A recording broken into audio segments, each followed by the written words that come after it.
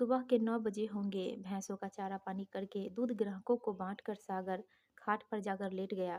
तभी अचानक किसी ने बाहर खटखट की आवाज की। अब कौन आया होगा, यह सवाल खुद से करता हुआ वह झट से करवट बदलकर पलटा और खाट से उठकर जमीन पर खड़ा हुआ।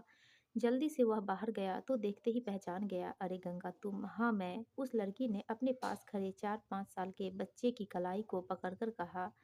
गंगा सागर की दूर की रिश्तेदार थी। उसकी शादी रामपुर में हुई थी। इस समय कुछ तो ऐसा हुआ था कि सारी दुनिया छोड़कर वह बस सागर के दरवाजे पर खड़ी थी। सागर ने गंगा को भीतर बुला लिया। कुछ ही देर बाद सागर को बाहर से कुछ आवाजें सुनाई देने लगी। लोगों में खुसर फुसर होने लगी थी, पर सागर अपनी मेहनत पर जीने वाला स्वाभिमानी नौजवान किसी बात से नहीं डरता था और ना ही किसी की परवाह करता था। इससे पहले सागर कुछ कहता, गंगा उसके पैरों से लिपट गई। गंगा को इस तरह लिपटते देख सागर को अभी अभी सेकी हुई धूप की गर्माहट दोबारा महसूस होने लगी।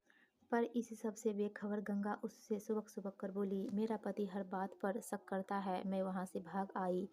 अब मैं वापस लौटकर नहीं जाना चाहती। आप मुझे अपनी शरण में ले लो। सागर अपने आप को संभालने की कोशिश करने लगा और उसने बच्चे को प्यार से पुचकार कर कहा, आओ ना, मेरे पास आओ। सागर के शब्दों ने उस बच्चे पर जादू सा काम किया। प्यार का संकेत मिला और वह सागर की छाती से लिपट गया। सागर ने आंखें बंद कर ली। उसको एक पल के लिए ऐसा लगा जैसे गंगा ने आकर उसे जकड़ लिया हो। अचानक सागर ने उठकर कहा, आपको कोई दिक्कत तो नहीं? अरे नहीं, तुम आराम से यहाँ रहो। सागर ने अपनी आवाज में प्यार छलकाते हुए कहा तो गंगा के बदन में जैसे बिजली सी दौड़ गई। सागर ने कहा, तुम थकी हुई हो, मैं कुछ चाय गरम करता हूँ। गंगा सागर की ओर देखकर जोर से बोली, बस अब मैं सब कर लूंगी। सागर यह सुनकर निश्चिंत हो गया और वह बच्चे के साथ खेलने लगा। गंगा जरा सी देर में चाय दूध सब तैयार कर लाई। गंगा और सागर चाय की चुस्कियां लेने लगे। बच्चा दूध का गिलास गटागट पी गया और शरीर में ताकत आते ही यहाँ वहाँ दौड़ने लगा। सागर के इस कच्चे मकान में रसोई और गोदाम के अलावा 2 कमरे और भी थे। एक कमरा गंगा ने ले लिया। इस दौरान 2-4 दिन गांव के लोगों ने किसी न किसी बहाने सागर के आंगन की ताक-झांक भी कर ली, पर आखिरकार सब लोग समझ गए कि गंगा सागर की शरण में आई है और सागर को इस मामले में किसी की राय कतई नहीं चाहिए। गंगा को आए 1 सप्ताह हो गए थे। सागर अपने कच्चे मकान के उसी कमरे में रहता जहां गंगा रहती। सागर गंगा के साथ सुख पा रहा था।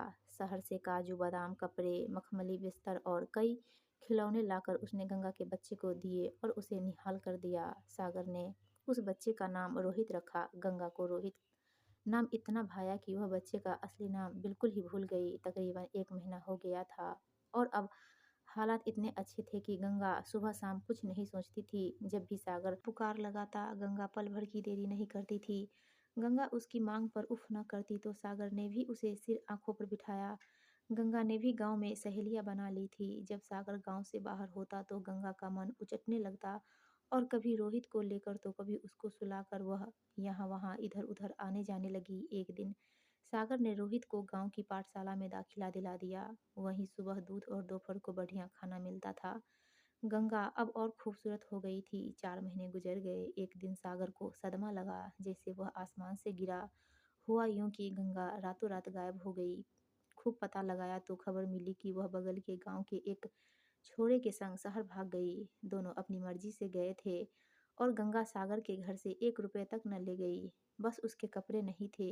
घर पर सब सामान सही सलामत पाकर सागर ने चैन की सांस ली, मगर अब वह और रोहित अकेले रह गए। गंगा उसे धोखा दे गई, इसलिए शोक करना बेवकूफ़ी ही होती। पर सागर ने हार नहीं मानी और उसने रोहित को ही अपनी जिंदगी मान लिया। सागर रोहित को खुद स्कूल छोड़ने और लाने जाता। बाकी समय भैंसें तो थी ही जो उसको बिजी रखती थी। हौले हौले सागर और रोहित एक दूजे की छवि बनते गए। रोहित 12 साल का हुआ तो उसको नई नई बातें पता लगी। वह पढ़ने में अच्छा था और मेवे फल फूल खाकर मजबूत शरीर का धावक भी था। एक दिन रोहित सागर से सैनिक स्कूल में पढ़ने की जिद करने लगा। सागर ने उसकी पूरी बात सुनी। सागर को कोई दिक्कत नहीं थी। यह तो गर्व की बात थी। सागर ने खुशी खुशी दौड़ भाग कर सैनिक स्कूल का दाखिला फॉर्म भर दिया। इम्तिहान में रोहित का चयन हो गया। सागर उसको हॉस्टल छोड़कर वापस लौटा और 1-2 दिन बेचैन रहकर फिर से खुद को यहाँ वहाँ उलझाकर भैंसों के काम में मन लगाने लगा। रोहित और गंगा दोनों ही बारी बारी से सागर के सपनों में आते थे। वैसे रोहित की तो नियम से चिट्ठी और फ़ोन भी आते थे। 1 महीने तक तो लंबी छुट्टियों में रोहित उसके पास आकर रहा। सागर को लगता कि चलो ज़िंदगी कामयाब हो गई, समय पंख लगाकर उड़ता रहा।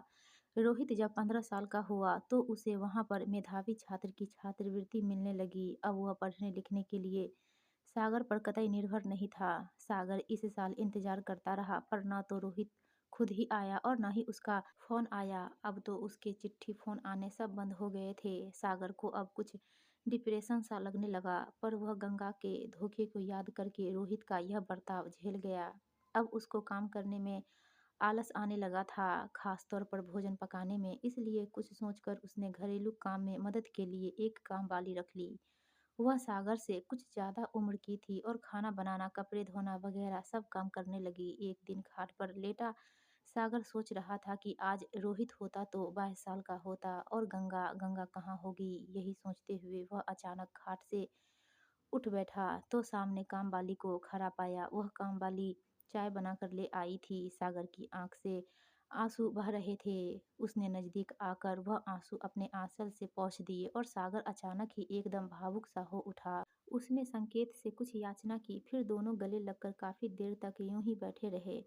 सागर बहुत ही कोमल दिल वाला और बड़ा ही भावुक है, यह बात इन कुछ महीनों में वह अनुभवी काम वाली भांप गई थी। अब कुछ सिलसिला यूं बनने लगा कि वह काम वाली गंगा के उस कमरे में ले जाकर सागर को कभी कभी सलाह दिया करती तो कभी कभी प्यार से पुचकार देती और कभी कभी सागर के कहने पर सारा काम यूं ही रहने देती। उस दिन भोजन सागर पकाता और एक ही थाली में दोनों थोड़ा थोड़ा खा लेते पर पूरे तृप्त हो जाते थे। इसी तरह 1 साल और गुजर गया। सागर अब फिर से मजे में रहने लगा था। गांव वालों की फुसुर फुसुर और ताक झांक चल रही थी पर इससे वह न तो कभी घबराया था और न ही आगे डरने वाला था। उसकी काम वाली तो अपने खून पसीने की रोटी खा रही थी। वह किसी अफवाह पर कान तक न देती थी, हर समय मौज में रहती और सागर की मौज में तिल भर भी कमी न आने देती। एक दिन सुबह सवेरे वह चाय उबाल रही थी कि एक आहट हुई। सागर उठकर बाहर गया तो 2 लोग बाहर खड़े थे, एक रोहित और गोदी में तकरीबन 2 साल का प्यारा सा बच्चा। सागर ने मन ही मन सोचा कि वाह बेटा, नौकरी ब्याह सब कर लिया और खबर तक नहीं दी। पर वह सिर झटककर अपने विचार बदलने लगा। उसका दयावान मन जाग गया। सागर को रोहित से नाराजगी तो थी पर नफरत नहीं थी। वह बहुत ही प्यार से उसे भीतर लाया। रोहित ने सब राम कहानी सुना दी। वह अफसर हो गया था पर पत्नी बेवफा निकली। वह किसी रसोइये के साथ भाग गई थी। अब वह नन्हा बच्चा किसके भरोसे रहेगा, कहकर रोहित सुबह उठा। कुछ देर बाद रोहित के हाथों में चाय का गिलास आ गया था और बच्चे को एक खूबसूरत पर अधेड़ औरत गोदी में खिला रही थी। रोहित उसी दिन वापस लौट गया। सागर की जिंदगी एक बार फिर रौनक से भर उठी थी। कितने बरस बीतते गए और बूढ़ा सागर उस बच्चे को बचपन से किशोरावस्था में जाता देख रहा था। यह बच्चा तो रोहित से कई गुना मेधावी था पर वह गांव की मिट्टी से बहुत लगाव रखता था, गांव छोड़ना ही नहीं चाहता था। तकरीबन 60 साल की बूढ़ी हो चली कामवाली अब सागर के पास रहने लगी थी। अब सागर और वह कामवाली उस बच्चे की जिंदगी के आधार थे। उनका गांव तो अब बहुत बेहतरीन हो गया था, बहुत सारी सुविधाएं यहाँ पर थी। एक दिन सागर अपनी कामवाली के साथ किसी सामाजिक समारोह में गया तो वहाँ एक फौजी मिला। बातों से बातें निकली तो खुलासा हुआ कि वह रोहित को जानता था। उसने रोहित की हर काली करतूत बताई और खुलासा किया कि रोहित न जाने कितनी औरतें बदल चुका है। वह अफसरों की कमजोर नस का फायदा उठाता है और खुद भी गुलछर्रे उड़ाता है। वह अनैतिक हो चुका है, इतना बुद्धिमान है पर बहुत ही गलत रास्ते पर है। सागर चुपचाप सुनता रहा। उसको सुकून मिला कि अच्छा हुआ जो रोहित का बेटा यहाँ पर नहीं है। सुनता तो कितना परेशान होता। सागर को इस बात का अंदेशा था क्योंकि रोहित ने कभी एक पैसा इस बच्चे के लिए नहीं भेजा, कभी एक फ़ोन तक नहीं किया था। सागर ने उस फौजी नौजवान को अपना फ़ोन नंबर दिया और उसका नंबर भी ले लिया। कुछ हफ्ते और बीत गए। एक दिन सुबह सुबह ही सागर के पास फ़ोन आया कि रोहित की किसी रहस्यमयी और अज्ञात बीमारी से अचानक मौत हो गई है। सागर ने संदेश सुनकर फ़ोन काट दिया। उसने उस रोज़ अपना सारा काम उसी तरह से किया जैसे वह पहले किया करता था। बच्चा भी पाठशाला से लौटकर खा पी कर खेलने चला गया। उस दिन सागर की शाम एक सामान्य शाम की तरह गुजरी। सागर ने एक पल को भी रोहित का शोक नहीं मनाया। अब रोहित और गंगा उसके लिए अजनबी थे। दोस्तों आपको ये कहानी अच्छी लगी हो तो प्लीज़ हमारे वीडियो को लाइक कीजिए और चैनल को सब्सक्राइब